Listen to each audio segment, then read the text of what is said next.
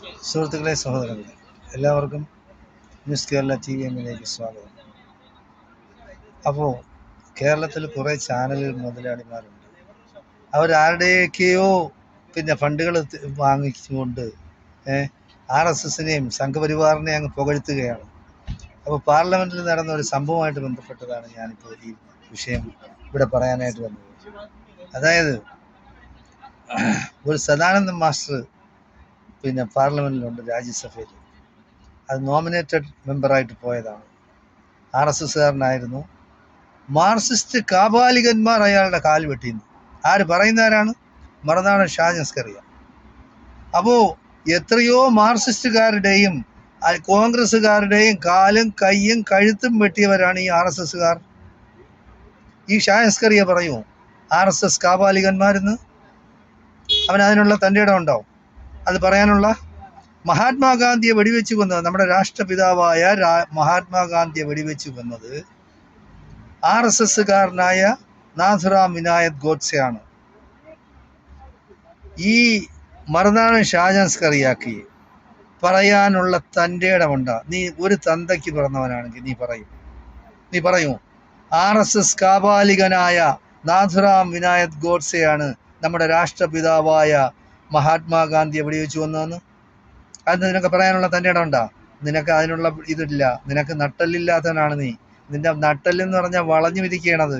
നീ ഈ RSSകാരനെയും സംഘപരിവാറുകാരനെയും പൈസ വാങ്ങിച്ചുകൊണ്ട് നീ ഇവിടെ നാട്ടിൽ കലാപം ഉണ്ടാക്കാൻ ശ്രമിക്കുകയാണ്.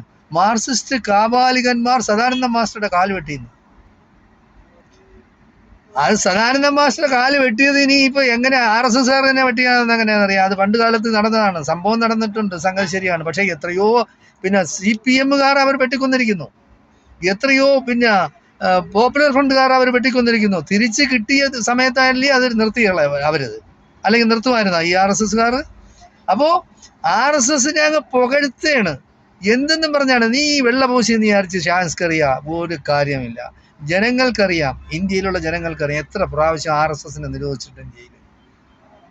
അപ്പോൾ അവര് ഭീകരന്മാരല്ലാത്തതുകൊണ്ടാ? നിനക്ക് എപ്പോഴെങ്കിലും പറയാനുള്ള ധൈര്യമുണ്ട് RSSകാർ ഭീകരന്മാരാണെന്ന്? ലോകത്തിലെ ഏറ്റവും വലിയ ഭീകരന്മാരിൽ ഒരു വിഭാഗമാണ് RSSകാർ എന്ന് പറയുന്നത്. നമ്മുടെ രാഷ്ട്രപിതാവായ മഹാത്മാഗാന്ധിയെ വെടിവെച്ചു വന്ന രാഷ്ട്രസ്നേഹികളായതുകൊണ്ടാ? നീ വേണേ മഹാത്മാഗാന്ധി ഭീകരനാണെന്ന് പറയും. അങ്ങനത്തെ തെണ്ടിയാണ് നീ.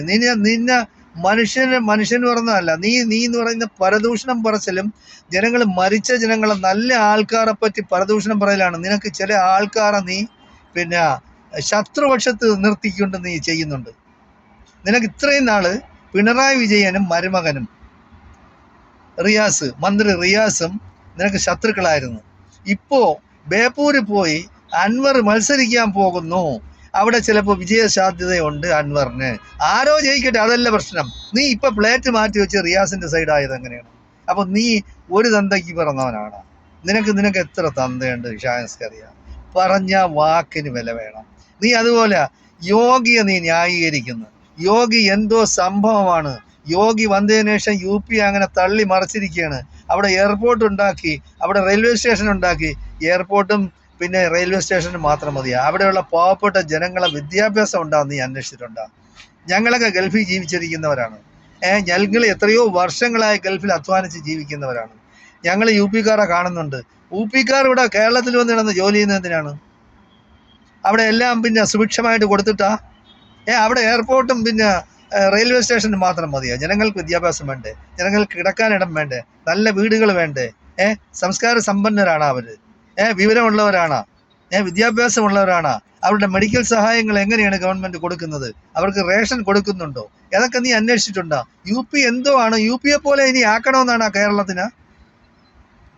അതും പറയും ഷാജൻസ്കറിയ, അതും അതിനപ്പുറം പറയും. നീ വേറൊരു കാര്യം കൂടെ മനസ്സിലാക്കുക. RSS സംഘപരിവാർ മുഖ്യമന്ത്രിയാണ് ആസാം ഭരിക്കുന്നത്. നീ അതിനെപ്പറ്റി ഒന്ന് സംസാരിച്ചിട്ടുണ്ടോ ഇതുവരെയെങ്കിലും? ആസാമിലെ മുഖ്യമന്ത്രി പരസ്യമായിട്ട്, നിനക്ക് വേണമെങ്കിൽ ഞാൻ ഇപ്പോൾ വീഡിയോ ഇട്ട് തരാം, പരസ്യമായിട്ട് പറഞ്ഞ എന്താണ്? നിങ്ങൾ ഏതെങ്കിലും മുസ്ലിമിന്റെ ഓട്ടോറിക്ഷയെ കയറുന്നെങ്കിൽ 5 രൂപയാണ് അവൻ ചോദിക്കുന്നതെങ്കിൽ അവന് 4 രൂപയെ കൊടുക്കാവൂ. 4 രൂപയെ കൊടുക്കാവൂ. പ്രശ്നങ്ങൾ ഉണ്ടാക്കുകയാണെങ്കിൽ പോലീസ് സ്റ്റേഷനിൽ വന്നാൽ മതി, ഞാൻ അവരെ കൈകാര്യം ചെയ്തോളാം. അതായത് മുസ്ലിമിന് എല്ലാവർക്കും 5 കൊടുക്കുന്നത്, അവർക്ക് 4 കൊടുക്കാവൂ. അവരെന്ന് പറഞ്ഞാൽ മിയാ മുസ്ലിങ്ങൾ എന്നാണ് അവൻ പറയുന്നത്. അതായത് പശ്ചിമ ബംഗാളുകാർ മാത്രമല്ലല്ലോ, യു പിക്കാരും ബീഹാറുകാരും ആസാംകാരും ഒറീസക്കാരും എല്ലാവരും കേരളത്തിൽ വന്ന് പണിയുന്നുണ്ടല്ലോ. അതുപോലെ എല്ലാ സ്ഥലങ്ങളും ഇപ്പൊ ഇന്ത്യക്കാരെന്ന് പറഞ്ഞത് പിന്നെ നീ എന്തിനാണ് ഇന്ത്യക്കാർ എന്ന് പറയുന്നത്? ഇന്ത്യക്കാർ എന്ന് പറഞ്ഞാൽ ഏത് സംസ്ഥാനത്തും എവിടെയും പോയി താമസിക്കാം, എവിടെയും പോയി ജീവിക്കാം, എവിടെയും ജോലി ചെയ്യാം. അപ്പൊ കേരളത്തിലൊന്നും ചെയ്യുന്നില്ലേ? അപ്പോൾ യു പിയിൽ പോയി ചെയ്യുന്നില്ലേ? എല്ലാ സ്ഥലത്തും കാണും, ആസാമിലും കാണും. അപ്പോൾ എവിടെയായിരുന്നാലും ശരി, ജനങ്ങൾ അവരുടെ സുഖസൗകര്യങ്ങൾക്ക് വേണ്ടി നമ്മുടെ സ്വന്തം നാട്ടില് ജോലി ഇല്ലെങ്കിൽ വേറെ പല സ്ഥലങ്ങളിലും പോകും. നമ്മൾ വിദേശത്ത് പോകണില്ലേ? അറബ് രാജ്യങ്ങളിൽ വന്ന് ഹിന്ദുവും മുസ്ലിമും ക്രിസ്ത്യാനിയും പണി ചെയ്യുന്നില്ലേ? പൈസ ഉണ്ടാക്കുന്നില്ലേ? യൂറോപ്യൻ രാജ്യങ്ങളിൽ ക്രിസ്ത്യാനികളുടെ രാജ്യത്ത് പോയി പിന്നെ മുസ്ലിമും ഹിന്ദുവും ക്രിസ്ത്യനും പണി ചെയ്ത് പൈസ ഉണ്ടാക്കുന്നില്ലേ? അപ്പൊ അതുപോലെയുള്ളൂ മനുഷ്യരെന്ന് പറയുന്നത്. അവരുടെ മക്കളുടെ വിദ്യാഭ്യാസത്തിന് വേണ്ടി, അല്ലെങ്കിൽ അവരുടെ കുടുംബത്തിന്റെ ഉയർച്ചയ്ക്ക് വേണ്ടി അവർ പല ഭാഗങ്ങളിലും പോകും. പണ്ട് കാലത്തേ ഉള്ളതാണ് അത്. കേരളം മാത്രമല്ല, കേരളക്കാരെ ഒരു കാരണം എന്ന് പറയുന്നത് കേരളക്കാരെ കണ്ടാണ് ബാക്കിയുള്ള സ്റ്റേറ്റുകാർ വരെ പഠിച്ചിരിക്കുന്നത്. എന്തായാലും ശരി. അപ്പൊ അതിനെപ്പറ്റിയൊന്നും നീ പറയുന്നില്ല. പിന്നെ യു പിയിൽ യോഗി എന്ന് പറഞ്ഞ സന്യാസി വര്യനാണ്. അവൻ എന്ത് സന്യാസിയാണ്? യു പി യോഗി എന്ന് പറയുന്ന അവനെ കണ്ട, അവന്റെ മുഖം കണ്ടാ കുളിക്കണം. അവനെ കണ്ട ഒരു കൊള്ളക്കാരന്റെ ലക്ഷണമാണ്. അവൻ സന്യാസിയാ? നീ ഈ സന്യാസി എന്ന് പറഞ്ഞാൽ നമ്മളെ മനസ്സിൽ ആദ്യം വരുന്നത് എന്താണ്? ഒരു സന്യാസി എന്ന് പറയുമ്പോൾ താടിയൊക്കെ നരച്ച താടി, അല്ലെങ്കിൽ നരയ്ക്കാത്ത താടിയൊക്കെ, മുഖത്തൊരു സന്തോഷമായ ഒരു ഐശ്വര്യമുള്ളൊരു മുഖത്തോടു കൂടി ഒരു മുണ്ടും ഉടുത്ത് അതിൻ്റെ മുകളിൽ ഒരു പിന്നെ മുണ്ട് പോലത്തെ തന്നെ ഒരു കാവിയില ഒരു ഇത് ചുറ്റി, അതായത് മഹാത്മാഗാന്ധി പണ്ട് ചുറ്റിയിരുന്ന പോലെ അങ്ങനെ ചുറ്റി നടക്കുന്നവരാണ് സന്യാസിമാർ. യോഗി സന്യാസിയാ? എന്ത് സന്യാസിയാണ് അവൻ? ഈ തെണ്ടികളെയൊക്കെ നീ വിളിച്ചങ്ങ് മഹത്വവത്കരിക്കുകയാണല്ല. മഹത്വം അവർക്ക് ഒക്കെ പിന്നെ കൊടുക്കുകയാണ്. അതുപോലെ തന്നെയാണ് മോഡി. നിങ്ങളെല്ലാം, അതായത് കേരളക്കാർ യു പിയെ കണ്ടു പഠിക്കണമെന്ന്. അപ്പൊ കേരളക്കാർ അഴിമതി ഇല്ലാതാക്കുന്നു. അപ്പൊ അഴിമതി അവിടെ ഉണ്ട്. കഴിഞ്ഞ 10-12 വർഷമായിട്ട് അവൻ അവിടെ ഭരിക്കുകയാണ് അവിടെ. അപ്പൊ അഴിമതി ഉണ്ട്. അപ്പൊ ഈ അഴിമതി ഇല്ലാതാക്കാൻ മോഡിയുടെ അടുത്ത് പറയാത്തത്? നീ അഴിമതി ഇല്ലാതാക്കാൻ വേണ്ടി യോഗിയെ കണ്ടുപിടിക്കണമെന്ന് അത് പറയാത്ത മോഡി അതുപോലെ അത് മാത്രമാണ് പറയുന്നത്. യോഗി അടുത്ത പ്രധാനമന്ത്രിയാണ്. മോഡി പിന്നെ യോഗി നിന്റെ ചിറ്റപ്പനാണ്? യോഗി നിന്റെ ചിറ്റപ്പനാണ് പ്രധാനമന്ത്രിയാക്കാൻ? നീ എന്താണ് വിചാരിച്ചു വെച്ചിരിക്കുന്നത് ജനങ്ങളെ പറ്റി? നിനക്ക് പൈസ കിട്ടുന്നെങ്കിൽ പൈസയും വാങ്ങിച്ച് പോക്കറ്റ് ഇട്ടും കൊണ്ട് നീ മിണ്ടാതെ നടക്കണം. അല്ലാതെ ഈ RSSന്റെ കൊല്ലൂത്തുകാരനായിട്ട് നീ നടക്കരുത്. എനിക്ക് നിന്റെ അടുത്ത് പറയാനുള്ള അത് മാത്രമല്ല, ഇപ്പൊ അടുത്ത സമയത്ത് മരിച്ച CJ റോയിയെ പറ്റി നീ എല്ലാ ദിവസവും നീ പിന്നെ ധവളപത്രം ഇറക്കുന്നുണ്ട്.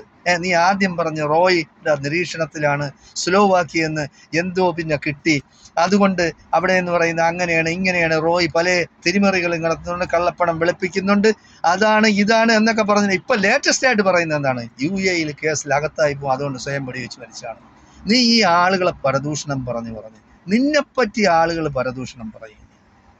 നീയും ഞാനും ഈ റോയ് മരിച്ചത് അല്ലെങ്കിൽ തല്ല സാധാരണ മരണത്തിലായിരുന്നു. റോയിയെ വെടിവെച്ച് കൊന്നതാണ്, റോയ് ആത്മഹത്യ ചെയ്തതാണെന്ന് പടച്ചതമ്പുരാനും റോയ്ക്ക് അറിയാമൊക്കുള്ളൂ. അന്വേഷണം നടത്തിയല്ലേ കണ്ടുപിടിക്കാൻ ഒക്കുള്ളൂ. ഒരാൾ മരിച്ചു, ആ വീട്ടുകാർക്ക് എന്തെല്ലാം സങ്കടവും വിഷമവും പിന്നെ ഇതൊക്കെ കാണും. അപ്പൊ നീ ആ ആളുകൾ ആക്ഷേപിക്കല്ലേ, ആ കുടുംബത്തെ നീ ആക്ഷേപിക്കല്ലേ? അത് പാടണ്ട. നിനക്ക് ഒന്നും അല്ലെങ്കിൽ നിന്റെ ജാതിക്കാരനല്ലേ? നീ ദൈവഭയം ഉള്ളവനാണ്? നീ ദൈവഭയം ഉള്ളവനൊന്നുമല്ല. നീ ഒരു നിരീശ്വരവാദിയാണ്. കാരണം നിനക്കെന്ന് പറഞ്ഞാൽ നിന്റെ പണമാണ്. നിനക്ക് എവിടെന്നെങ്കിലും എന്തെങ്കിലുമൊക്കെ പിന്നെ വൾഗർ സാധനങ്ങൾ കിട്ടുകയാണെങ്കിൽ അതാണ് നിനക്ക് ഏറ്റവും ഇഷ്ടപ്പെട്ട സാധനം. നീ പറയാണ് കേരളത്തിലുള്ള ആൾക്കാർക്ക് UPയെ കണ്ട് പഠിക്കണം അഴിമതി ഇല്ലാതാക്കാനും. UPയെ കണ്ട് അത് മാത്രമല്ല, അഴിമതി മാത്രമല്ല പഠിക്കേണ്ടത്. എയർപോർട്ടും പിന്നെ റെയിൽവേയും മറ്റതും മറിച്ചതും ഒക്കെ ആവശ്യം പോലെ കോടിക്കണക്കിന് ഇറക്കി എന്ന് പറഞ്ഞാൽ ആരാണ് കൊടുക്കുന്നത്? ഇതെല്ലാം കേന്ദ്രം കൊടുക്കുന്നതല്ലേ. അപ്പോൾ കേരളത്തിന് എന്താണ് കൊടുക്കുന്നത്? എന്താണ് BJPക്കാർ വന്ന ഭരണം നടത്തിയതിനു ശേഷം കേരളത്തിന് കിട്ടിയത് എന്താണ്? ഒന്നുമില്ല. കേരളം എന്ന് പറഞ്ഞാൽ അവർ സ്വന്തമായിട്ട് എല്ലാം നേടിയെടുത്തത് തന്നെയാണ്. കേരളക്കാരെ വെല്ലാൻ ഇന്ത്യയിൽ ഒരു സംസ്ഥാനവും വിചാരിച്ചാൽ നടക്കില്ല. അത് നീ മനസ്സിലാക്കണം. അപ്പൊ കേരളക്കാരെ നീ ആക്ഷേപിക്കാൻ നിൽക്കരുത്. നീ ഇനി പറയും UPക്കാർ ചാണകം തിന്നുന്നു, മൂത്രം കുടിക്കുന്നു, നീയും പോയിരുന്ന് മൂത്രം കുടിക്കും. നിന്നെ കൈ കിട്ടുകയാണെങ്കിൽ ആദ്യം ചെയ്യേണ്ടതെന്ന് പറഞ്ഞാൽ നിന്റെ കൈയും കാലും കെട്ടിയിട്ടിട്ട് നിന്റെ വായിൽ ചാണകം കുത്തിക്കയറണം. അപ്പോഴേ നീ പഠിക്കുള്ളൂ RSSകാർ എന്താണെന്ന്. അപ്പൊ RSSകാർ തന്നെ നിന്നെ ചാണകം തീറ്റി, അത് ഉറപ്പാണ്. UPയെ കണ്ടുപിടിക്കുന്ന UPയിലുള്ളവർ പിന്നെ പശുവിന്റെ ചാണകവും മൂത്രം കുടിക്കുന്നവരാണ്. അതുകൊണ്ട് നമ്മൾ കേരളക്കാർ ചെയ്യണമെന്നാ? കേരളത്തിൽ വിദ്യാഭ്യാസം ഉള്ളതുപോലെ അവിടെ ഉണ്ടാ? സാക്ഷരതയുടെ ശതമാനം എത്രയാണെന്ന് നിനക്കറിയാമോ? അപ്പൊ എന്തെല്ലാം കാര്യത്തിൽ കേരളം മുൻപന്തിയിലാണ്. അത് നീ മനസ്സിലാക്കാത്തത്. ലക്ഷങ്ങളും കോടികളും അവിടെ ഇറക്കി ചെയ്യുന്നെന്ന് പറയുന്നത് വരുമാനം ഉണ്ടാക്കാൻ വേണ്ടി കേന്ദ്ര ഗവൺമെൻറ് ചെയ്യുന്നതാണ്. പക്ഷേ എന്നിട്ടൊന്നും കാര്യമൊന്നുമില്ല. കാരണം അവിടെയുള്ള ജനങ്ങൾക്കെന്ന് പറയുന്നത് താഴേക്കടയിൽ നിന്ന് എവിടെ ഉയർന്നു വരുന്നത്, അവർ ജീവിക്കുന്ന ചുറ്റുപാട് എന്താണ്. നീ പറയുന്ന ഗുജറാത്ത് അങ്ങനെയാണ്. ഗുജറാത്തിലെ കാര്യങ്ങൾ നീ പോയി അന്വേഷിച്ച് നോക്ക്. വീഡിയോ വേണമെങ്കിൽ ഞാൻ നിനക്ക് വിട്ടുതരാം. ഗുജറാത്തിലുള്ളവർ എങ്ങനെ കഴിയുന്നെന്ന്, ഗ്രാമവാസികളൊക്കെ. സ്വർഗമാണ്. അതുമായിട്ടൊക്കെ ആലോചിച്ച് നോക്കി. കേരളം എന്ന് പറയുന്നത് സ്വർഗമാണ്. അധ്വാനിച്ച് ജീവിക്കുന്നവരാണ് കേരളീയരെ നീ ആക്ഷേപിക്കാൻ നടക്കരുത്. കേരളീയരെ മാത്രമല്ല, നീ യാതൊരു കാരണവശാലും ഒരാൾ മരിച്ചു കഴിഞ്ഞാൽ അയാളെ നല്ലത് പറയാൻ നീ ശ്രമിക്കണം. നീ അവരുടെ ചെകഞ്ഞു നോക്കി അവരുടെ മറ്റത് മറിച്ച് നീ ഇപ്പോൾ സ്വന്തമായിട്ടല്ല നീ പറയുന്നത്. മനോരമ അങ്ങനെ റിപ്പോർട്ട് ചെയ്തു, മറ്റേ പാർട്ടി അങ്ങനെ റിപ്പോർട്ട് ചെയ്തു, പത്ര റിപ്പോർട്ട് അങ്ങനെയാണ്, മറ്റേ ടെലിവിഷൻ ചാനലുകൾ ഇങ്ങനെ പറഞ്ഞു എന്നാണ് നീ പറയുന്നത്. കാരണം നീ ഒരു കേസ് വന്നാൽ പോലും രക്ഷപ്പെടാൻ വേണ്ടിയാണ് പറഞ്ഞത്. ഞാൻ അതാണ് പറഞ്ഞത്, ഇതാണ് പറഞ്ഞത്. നീ അല്ലെങ്കിൽ പറയും ഞാൻ അത് അന്വേഷിച്ചുകൊണ്ടിരിക്കുകയാണ്, അന്വേഷിച്ച് അതിൻ്റെ യാഥാർത്ഥ്യം അറിഞ്ഞതിന് ശേഷം ഞാൻ ഉണ്ടാക്കുള്ളൂ എന്നാണ് നീ പലപ്പോഴും പറയുന്നത്. അത് RSSകാർക്കും BJPക്കാർക്കും. ബാക്കിയുള്ളത് നീ എന്തും പറയും. നിനക്ക് വൈരാഗ്യമുള്ളവരെ നീ എന്തും പറയും. നീ ഇപ്പോൾ അച്ചായൻ നമ്മുടെ 2020 അച്ചായൻ BJP വന്നതോടുകൂടി നിനക്ക് സന്തോഷമായി. വേറെ ഏതെങ്കിലും പാർട്ടിയിലാണ് പോയിരുന്നതെങ്കിൽ നീ എന്തൊക്കെ പറയുമായിരുന്നു അയാളാ. ഇപ്പോഴെന്ന് പറയുന്നത് അവരുടെ എൻഫോഴ്സ്മെൻറ്റ് ഡയറക്ടറേറ്റ് അന്വേഷണം എത്രയോ 1 വർഷമോ 2 വർഷമായിട്ട് നടക്കുന്നുണ്ട്. ഇതുവരെ അവരുടെ മുന്നിൽ പോകാതെ രക്ഷപ്പെട്ടുകൊണ്ടിരിക്കുകയായിരുന്നു. ഇതാ ഇപ്പോൾ അതിൽ ചേർന്ന് ഞാൻ ക്രിസ്ത്യാനി പാർട്ടിയല്ല, ഞാൻ മുസ്ലിം പാർട്ടിയല്ല, ഞാൻ ഹിന്ദു പാർട്ടിയല്ല, ഞാൻ പാവപ്പെട്ടവൻ്റെ പാർട്ടിയാണ്. എങ്ങനെയായി? നിനക്ക് അതിനെ ഒന്ന് വിമർശിക്കൂ? നീ വിമർശിക്കില്ല. കാരണം നീ എന്ന് പറയുന്നത്, നിൻ്റെ അജണ്ട എന്ന് പറയുന്നത് നിനക്ക് വല്ലതും കിട്ടണം, കൈ നനയാതെ പൊത്തേ പിടിക്കണം. നിനക്ക് അതാണ്. അതായത് BJPക്കാരെ നിനക്ക് സോപ്പിട്ട് എന്തെങ്കിലുമൊക്കെ കാര്യങ്ങൾ സാധിക്കണമെങ്കിൽ നീ സാധിച്ചോ. അത് നീ കള്ളം പറയരുത്. നീ മാധ്യമ പ്രവർത്തനമൊന്നും അല്ല. നീ പറയുന്നത് നീ ജേർണലിസം പഠിച്ചിട്ടുണ്ട്. എന്ത് ജേർണലിസമാണ്? ഇതാണ് സത്യം പറയടാ. ധർമ്മത്തിന് വേണ്ടി പ്രവർത്തിക്കുക, നീതിക്ക് വേണ്ടി നിലകൊള്ളുന്ന, നിനക്ക് ഇഷ്ടമുള്ളവർക്ക് വേണ്ടി നീ പ്രവർത്തിക്കും. നിനക്ക് ഇഷ്ടമില്ലാത്ത ശത്രുപക്ഷത്ത് നീ കുറേ പേരെ നിർത്തിയിട്ടുണ്ട്. അവരെ നീ ശത്രുവായിട്ട് തന്നെ കണക്കാക്കുക. അവർക്കെതിരെ എന്ത് തെണ്ടിത്തരം, എന്ത് തെമ്മാടിത്തരം നീ വിളമ്പുന്നതിന് നിനക്ക് യാതൊരു കൂസലുമില്ലാത്ത ഒരു വ്യക്തിയാണ് നിന്നെ. അതായത് കേരള സമൂഹം എഴുതിത്തള്ളും. നീ ഏതെങ്കിലും കാരണവശാൽ ഒരു അപകടത്തിലോ അല്ലാതെയോ നീ ഇനി ആത്മഹത്യ ചെയ്തോ അല്ലെങ്കിൽ നാച്ചുറലായിട്ട് നീ മരിച്ചാലോ നിന്നെയും ഇതേപോലെ പറയും ഒരു മാരണം ഒഴിഞ്ഞു കിട്ടി എന്ന് പറയും. അതുകൊണ്ട് നീ ശ്രദ്ധിച്ച് സൂക്ഷിച്ച് ജീവിക്കണമെന്നാണ് എനിക്ക് പറയാനുള്ളത്. ജയ് ഹിന്ദ്, ജയ് ഭാരത്.